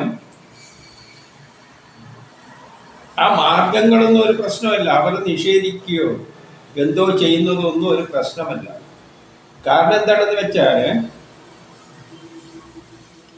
അതെന്താണെന്ന് അടുത്തേൽ പറയുന്നുണ്ട്. 26 പറയുന്നതെന്ന് വെച്ചാൽ, നിരന്തരമായ വിദ്വേഷ ഭാവനയാൽ തന്മയത്വം പ്രാപിക്കുന്നത് പോലെ ഭക്തിയോഗത്താൽ ഉണ്ടാകില്ല എന്നാണ് എൻ്റെ അഭിപ്രായം എന്ന് നാരദൻ പറയുന്നു. അപ്പൊ നിരന്തരമായ വിദ്വേഷം ഉണ്ടാവുക, ദൈവത്തെ പൊതുവെ ദൈവത്തിനെ നിന്ദിക്കുക, അല്ലെങ്കിൽ ദൈവത്തിന് ഇഷ്ടമില്ലാതിരിക്കുക, ദൈവത്തോട് ദേഷ്യം പ്രകടിപ്പിക്കുക, ഇങ്ങനെ എപ്പോഴും ഉള്ളിൽ വെച്ച് നടക്കുന്നവർ, അവർക്കതിന് ചിലപ്പോൾ ചില കാരണം, ചിലവർ നിരീശ്വരവാദിയായത് ചിലപ്പോൾ ദൈവം ഉണ്ടെങ്കിൽ എനിക്ക് ഈ കഷ്ടതയൊന്നും ഉണ്ടാവില്ലല്ലോ, ഞാൻ ഇത്രയും കഷ്ടപ്പെടുന്നത്, ഒരു ദൈവം ഉണ്ടെങ്കിൽ എന്നെ ഇങ്ങനെ, ഞാൻ എത്ര നീതിമാനാണ്, എന്നിട്ടും എനിക്ക് ഈ കഷ്ടം, ഇങ്ങനെയെല്ലാം ചിന്തിക്കുമ്പോൾ ചിലവരെന്തായി പോകും, നിരീശ്വരവാദിയായി പോകും, എന്തോ ആയിപ്പോകും. പക്ഷെ അവരുടെ മനസ്സെപ്പോഴും അതിൽ തന്നെയായിരിക്കും. എന്തുകൊണ്ടാണ് എനിക്ക് മാത്രം ഇങ്ങനെ, ഞാൻ വളരെ നീതിമാനായിട്ട് ജീവിക്കുകയാണ്, എന്നിട്ട് അതുകൊണ്ടാണ് അവർ വിദ്വേഷം ഉണ്ടാകുന്നത്. പക്ഷെ അവരെന്ത് ചെയ്യുന്നുണ്ട്, എപ്പോഴും അതിനെ വിദ്വേഷത്തോടെയാണെങ്കിലും താതാത്മ്യം പ്രാപിക്കാൻ ശ്രമിക്കുന്നുണ്ട്. അതിനെ തന്നെയാണ് ചിന്തിച്ചുകൊണ്ടിരിക്കുന്നത്. ഈശ്വരൻ ഇല്ല എന്നുള്ള വിശ്വാസമാണെങ്കിൽ പിന്നെ അതിനെപ്പറ്റി ചിന്തിക്കേണ്ട ആവശ്യമില്ല. അപ്പൊ ഈശ്വരനോട് വിദ്വേഷം ഉണ്ടായിക്കൊണ്ടിരിക്കുന്നവര് ഇപ്പൊ എന്തോന്നുണ്ട് എന്നുള്ള ഒരു, ചിലപ്പോൾ ഇല്ല എന്നും തോന്നിപ്പോകും. പക്ഷെ എന്നാലും ഒരു സംഗതിയെ പറ്റി പറയുമ്പോൾ ചിന്ത അതിലേക്ക് പോകുന്നുണ്ട്. ഈശ്വരൻ ഉണ്ടോ ഇല്ലയോ എന്നുള്ളതല്ല, ഒരു ചിന്ത ഏതോ ഒരു ശക്തി മുകളിലുണ്ട്, ആ ചിന്തയെ അതിലേക്ക് പോകുന്നുണ്ട്. അത് എനിക്ക് ഗുണം ചെയ്യുന്നില്ല, അപ്പോൾ അതില്ല എന്ന തോന്നലുണ്ടാകും, അല്ലെങ്കിൽ അതിനോട് ദേഷ്യം തോന്നും. ഇതെല്ലാമാണ് ആ വിഭാഗത്തിൽ പെടുന്നവർക്കുള്ളത്. അവര് പക്ഷെ ഒരു പ്രത്യേകതയുണ്ട്, അവരെപ്പോഴും അതുമായിട്ട് പെട്ട് നിൽക്കുകയാണ്, വിദ്വേഷത്തിന്റെ പേരിലായാൽ. എന്നാൽ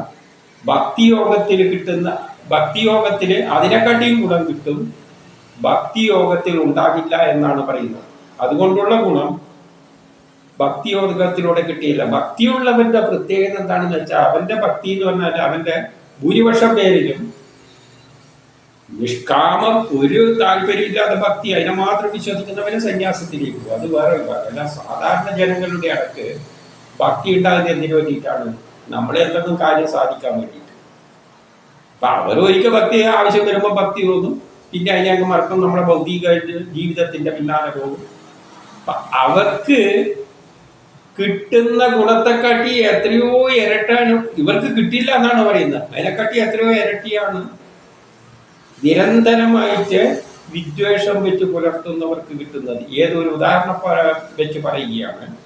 27 വേട്ടാളന്റെ പിടിയിൽ അകപ്പെട്ട ഒരു പുഴു, ഒരു ചിലന്തി വലയിൽ അകപ്പെട്ട ഒരു പുഴു, അല്ലെങ്കിൽ വേട്ടാളന്റെ പിടിയിൽ അകപ്പെട്ട പുഴു,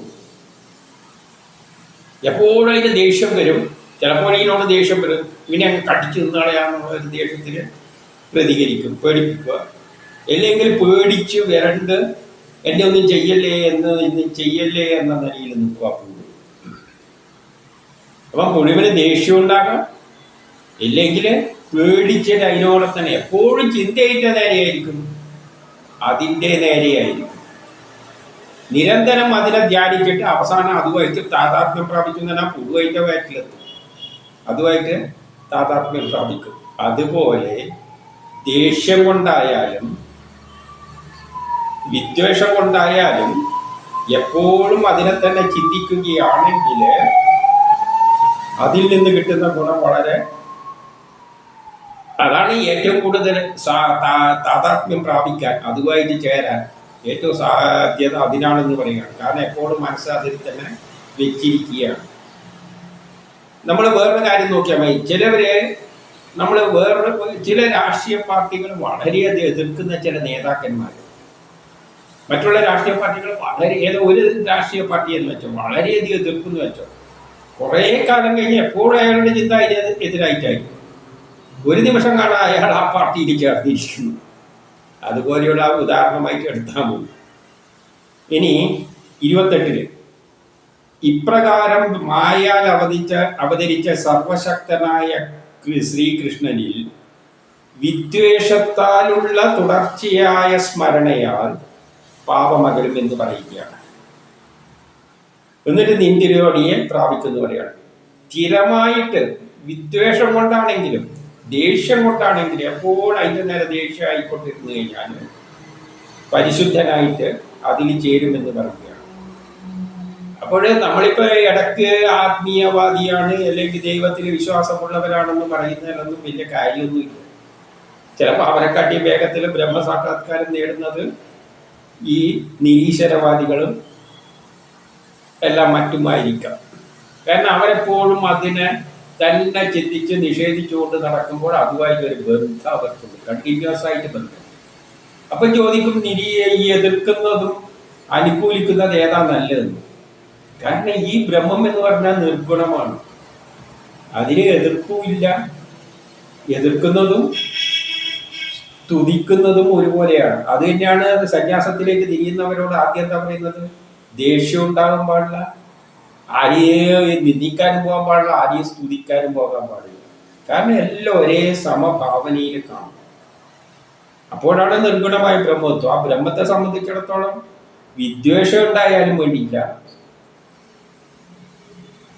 ഭക്തി ഉണ്ടായാലും വേണ്ടിയില്ല, അതിനെ സംബന്ധിച്ചിടത്തോളം ഇതിലൊന്നും കാര്യമില്ല. എപ്പോഴാണ് നിരന്തരമായ അതുമായിട്ട് സമ്പർക്കം പുലർത്തുന്നത്, അതാണ് അതിനെ സംബന്ധിച്ച് അതുമായിട്ട് അടുക്കാനുള്ള ഏറ്റവും നല്ല വഴി.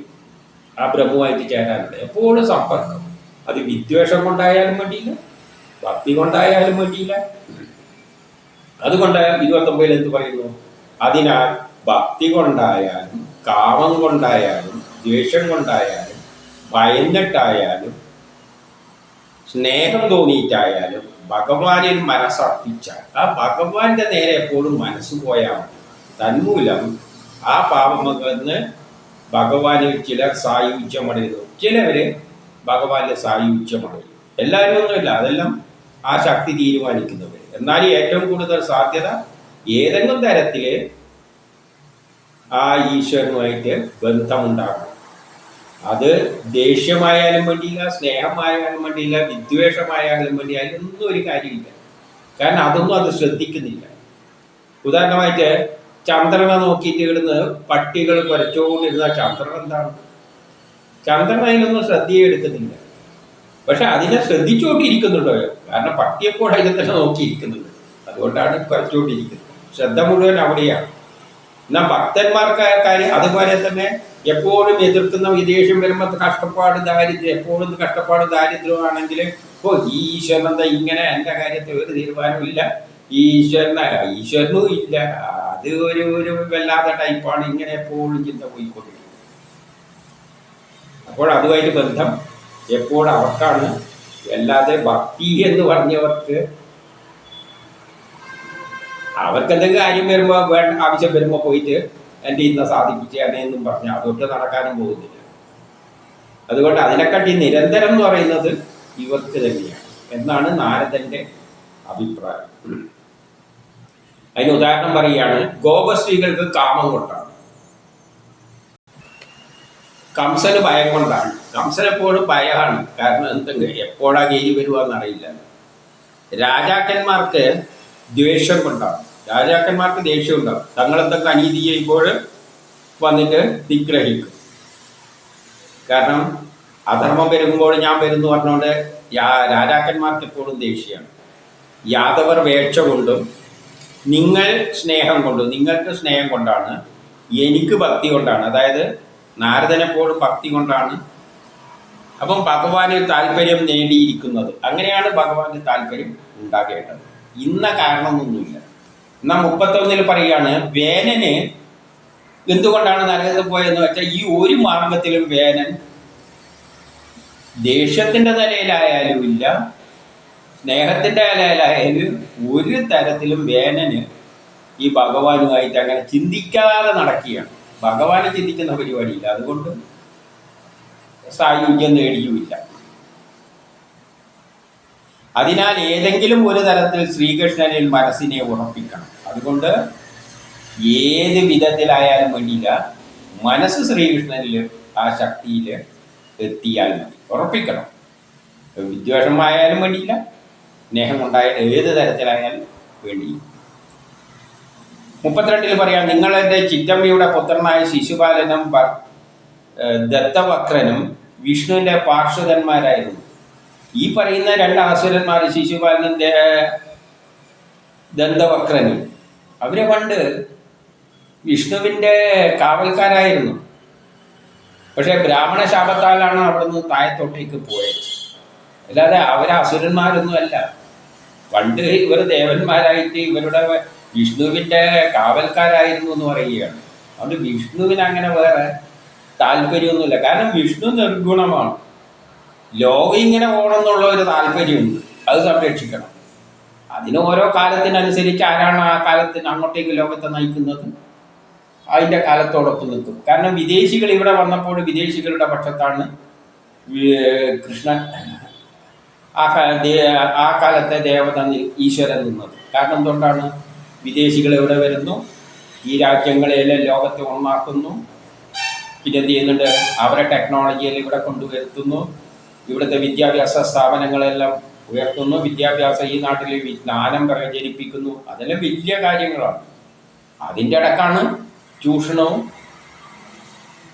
ആധിപത്യവും വരുന്നത്. അപ്പോൾ കാര്യം നേടിയതിൻ്റെ ശേഷം ആ അധർമ്മം പെരുകിയപ്പോൾ എടുത്തു ദൂരെ കളഞ്ഞ അത്ര ആ കാലം മാറിയപ്പോൾ. അപ്പോൾ 33 യുധിഷ്ഠിരൻ പറയുകയാണ്, അവർക്ക് ലഭിച്ച ശാപം ഏതാണ്? എന്തുകൊണ്ടാണ് അവർക്ക് ശാപം എന്ന് പറഞ്ഞത്? എന്ത് ശാപമാണ്? ആരുടെ ശാപമാണ്?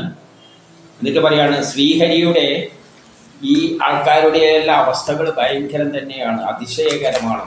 അതുകൊണ്ട് അതൊന്ന് പറഞ്ഞു കൊടുക്കുക.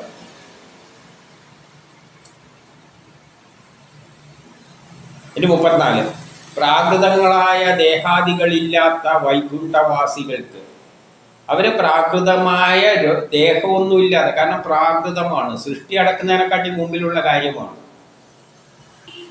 ജീവജാലങ്ങളെല്ലാം ഉണ്ടാകുന്നതിന് മുമ്പിലുള്ള ബലങ്ങൾ മാത്രമാണ് ഇവര്. ആ ബലങ്ങൾ ദേഹസംബന്ധമായ ചരിത്രത്തെ വിസ്തരിച്ചറിയണമെന്നുണ്ട്. അവരുടെ ഈ കഥ വിസ്തരിച്ചറിയണമെന്നുണ്ട് എന്ന് ധർമ്മപുത്രർ പറഞ്ഞപ്പോൾ 35 ശ്രീ നാരദൻ പറയുകയാണ്, ഒരിക്കൽ ബ്രഹ്മാവിൻ്റെ പുത്രന്മാരായ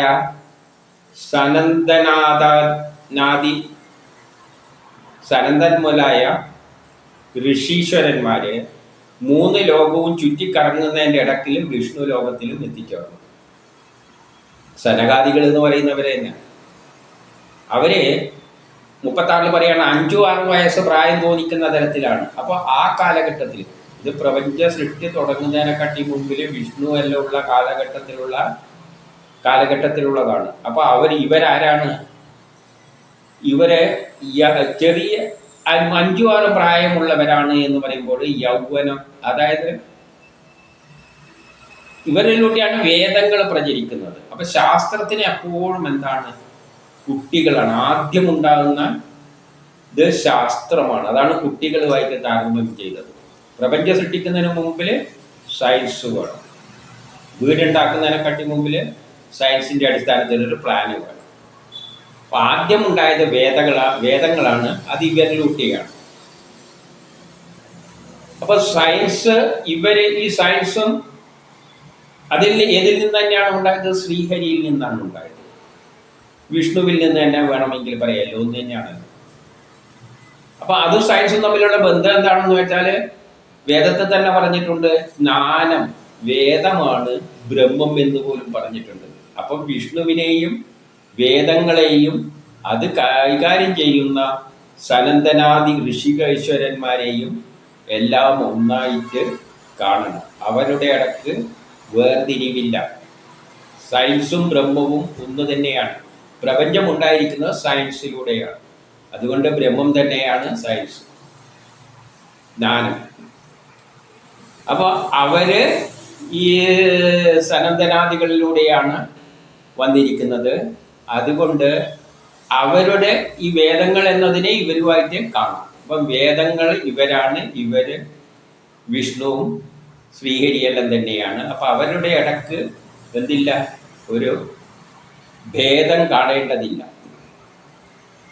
അപ്പം ആ പ്രായത്തിലുള്ള കുട്ടികളായതുകൊണ്ട് അത് മരീചാദികൾക്ക് മുമ്പിലുള്ളതാണ് എന്ന് പറയുമ്പോൾ സൃഷ്ടി തുടങ്ങുന്നതിനെക്കാട്ടി മുമ്പിൽ ആദ്യം ഉണ്ടായ സയൻസ് തന്നെയാണ്. ആ നിലയിലാണ് ഇവിടെ പറയുന്നത്. അപ്പോൾ അവരെ കുട്ടികളായിട്ട് കണ്ടിട്ട് എന്ത് ചെയ്ത്? ഈ ദ്വാരപാലകരെ, ജയവിജയന്മാർ അവരെ തടഞ്ഞു നിർത്തി.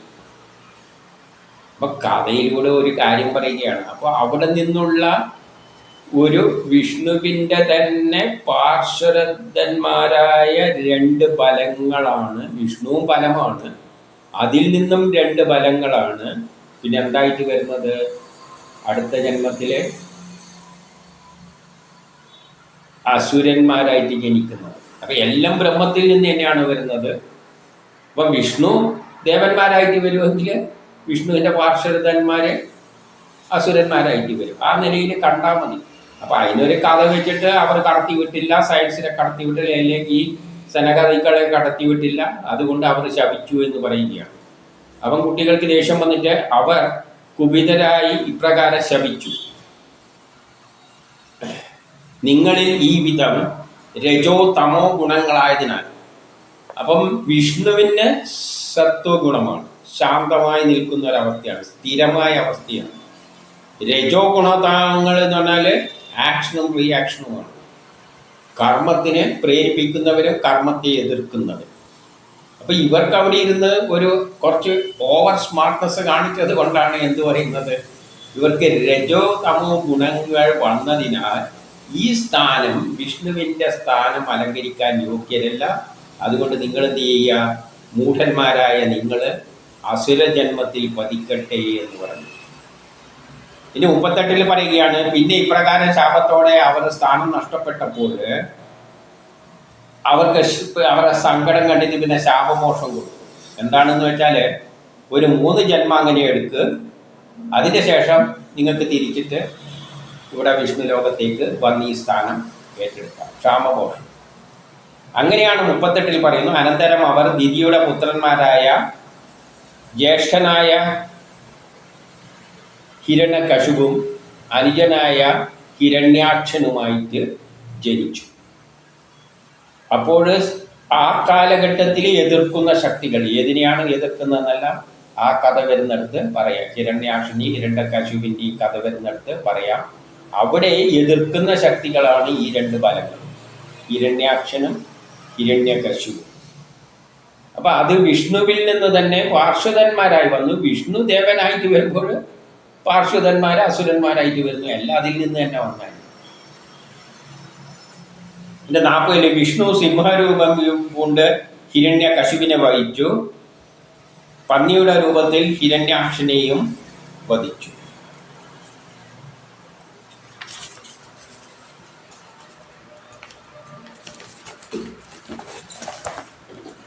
ഇത് 41 പറയാണ്, ഹിരണ്യകശിപു സ്വന്തം പുത്രനായ പ്രഹ്ലാദനെ എന്ത് ചെയ്തിട്ടുണ്ട്? കൊല്ലാൻ വേണ്ടിയിട്ട് പല വിദ്യകൾ പ്രയോഗിച്ചിട്ട് അദ്ദേഹത്തെ കൊല്ലാനുള്ള കാരണം അദ്ദേഹം തന്നെ ഉണ്ടാക്കി വെച്ചിട്ടുണ്ട്. അതുകൊണ്ടാണ് വിഷ്ണു വന്നിട്ട് കൊന്നത്. പ്രഹ്ലാദനെ കൊല്ലാൻ വേണ്ടിയിട്ട് പല വഴികൾ സൃഷ്ടി അദ്ദേഹം ചെയ്തു. അതുകൊണ്ട് എന്ത് ചെയ്തു? പ്രഹ്ലാദൻ എന്താണ് അടുത്തേൽ പറയുന്നു, വിഷ്ണു തേജസ്സിനാൽ സ്പർശിക്കപ്പെട്ട പ്രഹ്ലാദനെ ഒരു തരത്തിലും അവർക്ക് കൊല്ലുവാനായില്ല. 42 പറഞ്ഞത്. അപ്പം പ്രഹ്ലാദൻ വിഷ്ണുവിനെ ോട് ചേർന്ന് നിൽക്കാൻ ഉദ്ദേശിക്കുന്ന പയ്യനാണ്, എപ്പോഴും വിഷ്ണു ചിന്തയിലാണ്. അതുകൊണ്ട് വിഷ്ണു അദ്ദേഹത്തെ സംരക്ഷിച്ചു, ഇവന്മാരെ കൊന്നു, ഹിരണ്യകശിപിനെ വധിച്ചു. അപ്പോൾ ഒരു ജന്മായി. അത് കഴിഞ്ഞിട്ട് അടുത്ത യുഗത്തിൽ വരുന്ന 2 അസുരന്മാരാരാണെന്ന് നോക്കാം. അതിൽ പിന്നെ അവർ വിശ്വശ്രവസ് എന്ന മഹർഷിയുടെ പുത്രനായി കേശിനി എന്ന രാക്ഷസിയിൽ രാക്ഷസന്മാരായി ജനിച്ചു. എന്നിട്ട് സമസ്ത ലോകങ്ങളിലേക്കും കഷ്ടപ്പാടുണ്ടാക്കി. അവരാണ് രാവണനും കുംഭകർണനും. അപ്പൊ അടുത്ത യുഗം വന്നപ്പോൾ ഇവര് തന്നെയാണ് എന്ത് ചെയ്യുന്നത്? അസുരന്മാരായിട്ട് വരുന്നു. എല്ലായിടത്തും എതിർക്കാൻ ഒരു വിഭാഗം വേണമല്ലോ. ലോകം മുന്നോട്ടേക്ക് പോകുന്നതിന് തടസ്സം ചെയ്യുന്ന പാര വെക്കുന്ന കക്ഷികൾ വേണമല്ലോ. Every action there is equal and opposite reaction. ആ കാലഘട്ടത്തിലെ 2 കക്ഷികളാണ് രാവണനും കുംഭകർണനും. പിന്നെ 44 പറയുന്നു, ആ അവസരത്തിൽ രാമനായി അവതരിച്ച് വിഷ്ണു ശാപമോക്ഷത്തിനായി അവരെ വധിച്ചു. അവരെ ശാപമുണ്ട്, ഒരു 3 ജന്മം എടുക്കണമെന്ന്. അതുകൊണ്ടാണ് അവരെ വധിച്ചത് എന്ന് പറയുകയാണ്. അത് മാർക്കണ്ഡേയ മുനിയിൽ നിന്നും ശ്രീരാമൻ്റെ ഈ കഥകളെല്ലാം പിന്നീട് പറയുമെന്ന് പറയുകയാണ്. ഈ ശ്രീരാമൻ്റെ കഥകളൊന്നും അധികം ഭാഗവതത്തിലില്ല. ആ കാലഘട്ടം വരുമ്പോൾ ആ കഥയെപ്പറ്റി പറയുന്നു എന്നല്ലാതെ ഇതെല്ലാം പഴയ കാലഘട്ടങ്ങളാണ്. എങ്കിലും പരശുരാമൻ്റെ ഗോത്ര കാലഘട്ടമാണ്, മറ്റേത് കൊളോണിയലിസമാണ്. അത് കഴിഞ്ഞിട്ട് നമ്മൾ ലോകം പുരോഗമിച്ചിട്ട് എവിടെ എത്തി നിൽക്കുകയാണ്? കൃഷ്ണൻ്റെ കാലഘട്ടം എത്തി നിൽക്കുകയാണ്. അല്ല, രാമൻ്റെ കാലഘട്ടം എന്ന് പറഞ്ഞാൽ രാമൻ്റെ കാലഘട്ടത്തിൽ എന്താ സംഭവിച്ചത്? രാജഭരണമായിരുന്നു. രാജാവ് തോന്നുന്നിടത്തെല്ലാം പെണ്ണ് കെട്ടും. എന്നിട്ട് സാമർഥ്യമുള്ള പെണ്ണിൻ്റെ മോനെ പിടിച്ച് അവന് ബുദ്ധി ഉണ്ടായാലും വേണ്ടിയില്ല, ഒന്നും വേണ്ടിയില്ല, അവനെ രാജാവാക്കും. അർഹതയുള്ളവരെ കാട്ടിൽ രാജ്യം ദൂഷിക്കുന്നു, ശക്തിയില്ലാതാകുന്നു, വിദേശികൾ വരുന്നു. വിദേശി എന്ന് പറഞ്ഞാൽ രാവണൻ എന്നൊരു കഥാപാത്രം പറഞ്ഞു. യഥാർത്ഥത്തിൽ ബ്രിട്ടീഷുകാർ പല രാജ്യങ്ങളും ഇവിടെ വന്നിട്ടുണ്ട്. ഇവിടെ വന്നിട്ട് സ്വർണ്ണവും അതും ഇതുമെല്ലാം കൊണ്ടാണ് വരിക. അത് കാണുമ്പോൾ ഈ ഭരണാധികാരികളെ മനസ്സലിയും. ആ രാജാക്കന്മാരെല്ലാം നല്ല കഴിവുള്ളവരെയെല്ലാം കാട്ടിലായിരിക്കുമല്ലോ. എന്നിട്ട് അതല്ലേ പൊന്മാനായിട്ടെല്ലാം വരുന്നു എന്നെല്ലാം പറഞ്ഞതിൻ്റെ അകത്തുനിന്ന് മനസ്സിലാക്കേണ്ടത് മോഹിപ്പിക്കുന്ന തരത്തിലാണ് വരിക. അതിൽ വീണു പോകും. സ്വർണ്ണവും ഇതെല്ലാം കാണുമ്പോൾ അവരെ വിദ്യാഭ്യാസവും അവരെ വിമാനവും എല്ലാം കാണുമ്പോൾ ഇവന്മാർ വീണു പോകും, ഈ രാജാക്കന്മാരും. കാരണം എന്നിട്ട് അവർ വരുന്നു. മതപരിവർത്തനമെല്ലാം നടന്ന ഏത് കാലഘട്ടത്തിലാണ്? ആ കാലഘട്ടത്തിലാണ്. ഏറ്റവും അധികം മതപരിവർത്തനങ്ങളെല്ലാം സംഭവിച്ച എവിടെയാണ്? ആ കാലഘട്ടത്തിൽ തന്നെയാണ്. ഇവിടുത്തെ സൗഭാഗ്യം മുഴുവൻ അടിച്ചു കൊണ്ടുപോയത് ഏതാണ്? ആ കാലഘട്ടത്തിലാണ്. എന്തുകൊണ്ടാണ് സംഭവിച്ചത്? ആ രാജഭരണങ്ങളുടെ ദൂഷിച്ച കണ്ടെടുത്ത് പെണ്ണും കിട്ടും. എന്നിട്ട് ആരെയും പിടിച്ച് രാജാവാക്കും. അവസാനം രാമൻ വന്നിട്ട് വിദേശികളെയെല്ലാം ഓടിച്ച്, രാമനായിട്ട് കാലം വന്നിട്ട് വിദേശികളെയെല്ലാം ഓടിപ്പിച്ച് ആ പഴയ വ്യവസ്ഥിതിയെ എടുത്തിട്ട് ദൂരെ കളഞ്ഞു. സ്വാതന്ത്ര്യം കിട്ടി വിദേശാധിപത്യത്തിൽ നിന്ന്. പിന്നെ പഴയ വ്യവസ്ഥിതിനെ കൊണ്ടുപോയ അതാണ് സീത. സീത എന്ന് പറഞ്ഞാൽ എന്താണ്?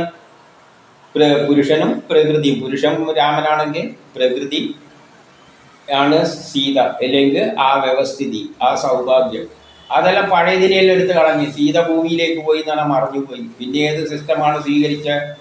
ജനങ്ങളുടെ ഇഷ്ടപ്രകാരം ഏതോ ഒരു ജനം പറഞ്ഞതിൻ്റെ പേരിലാണ് ജനത്തിന് വേണ്ടിയിട്ട് പുതിയ വ്യവസ്ഥിതിയിലേക്ക് പോയി. ഏതിൽ? ജനാധിപത്യത്തിലും.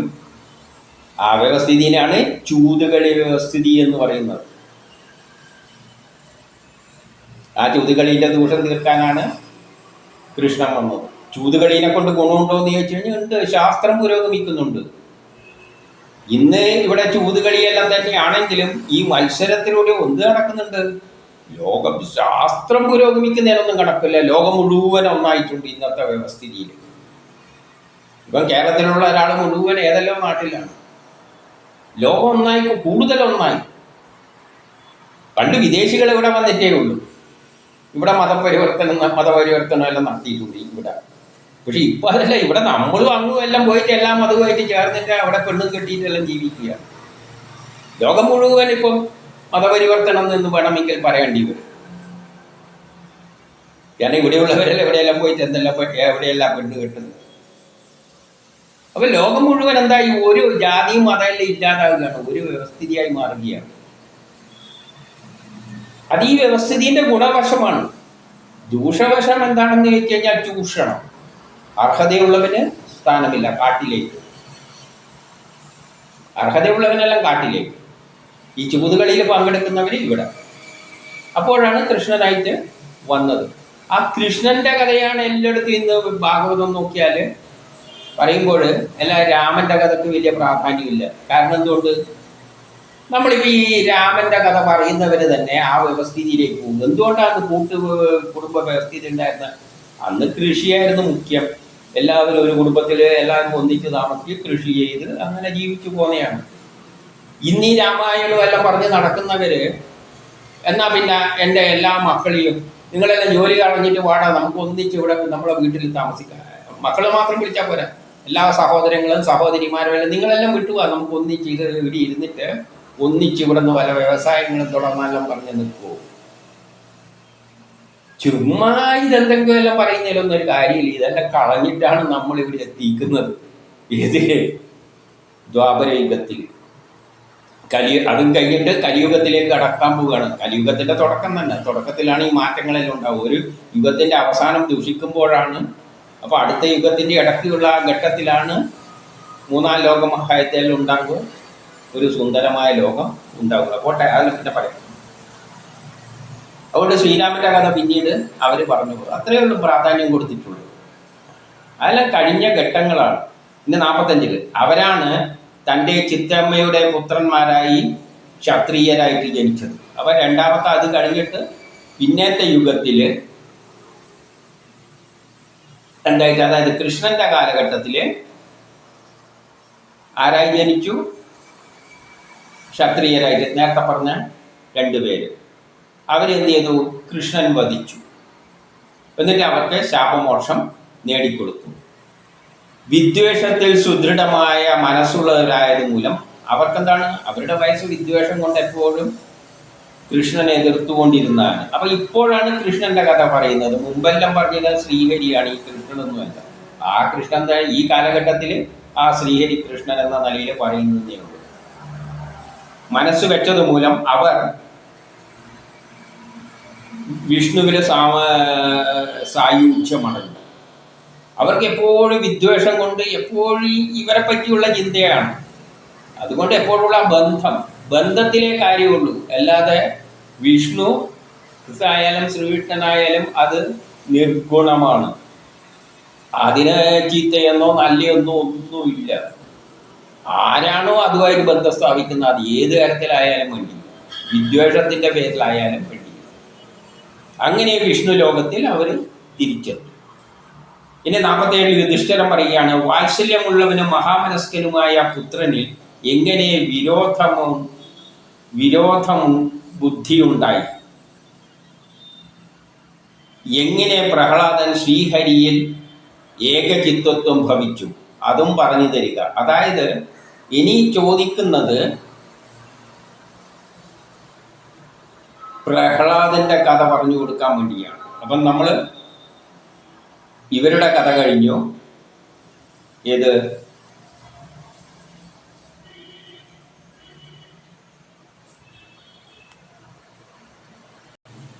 ജയവിജയന്മാരുടെ, അതായത് സൃഷ്ടിയുടെ തുടക്കത്തിലുള്ള ആ കാലഘട്ടത്തിലൊക്കെ പറഞ്ഞു. പിന്നെ ഹിരണ്യാക്ഷനും ഹിരണ്യകശുവിൻ്റെയും കാര്യം പകുതി പറഞ്ഞിട്ട് നിർത്തി. അവിടെ നിന്ന് പ്രഹ്ലാദൻ്റെ കഥ തുടങ്ങിയാണ്. അതാ സൃഷ്ടിയുടെ ആ ഘട്ടത്തെ പറ്റിയാണ് ഇനി പറയാൻ പോകുന്നത്. എന്താണ് പ്രഹ്ലാദൻ, സൃഷ്ടിയുടെ ആ സ്റ്റേജ് ഏതാണ്, അതിലേക്കാണ് കടക്കാൻ പോകുന്നത്. അപ്പം ബ്രഹ്മത്തിൽ നിന്ന് തുടങ്ങി വിഷ്ണുവിലൂടെ ആ വിഷ്ണുവിൻ്റെ 2 ജയവിജയന്മാരെ കാവൽക്കാരെ പറ്റി പറഞ്ഞു. അതാണ് ഈ 3 പിന്നീടുള്ള 3 കാലഘട്ടങ്ങളിലും പല അസുരന്മാരായി വന്നു എന്ന് പറഞ്ഞുകൊണ്ട് ഇനി നേരെ അതിൻ്റെ കീഴിലുള്ള മത്സ്യം, കൂർമ്മം, വരാഹം കഴിഞ്ഞിട്ട് നരസിംഹാവതാരത്തിലേക്കുള്ള കഥയിലേക്ക് കടക്കാൻ പോവുകയാണ്.